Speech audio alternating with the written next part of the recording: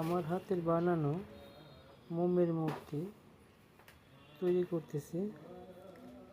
এখন আমি চোখ,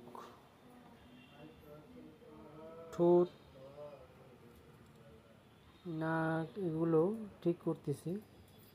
এটা মোটামুটি কমপ্লিট হয়ে গেছে। এটা হলো একটা অবসর এক মূর্তি।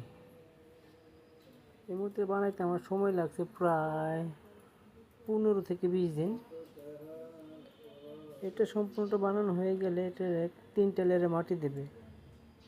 মাটিটা হয়ে গেলে এটা একটা মোল্ড বানাবে, রোদ্রে শুকাবে। শুকানোর পর মোল্ড বানানোর পর যখন এটা ওভেনে পুরা দেবে, পুরা দেওয়ার পরে সম্পূর্ণ মোমটা গলে বেরিয়ে আসবে। ভিতরে যে ফাঁকাটা রইল না, ঠিক সেখানে পিতলটা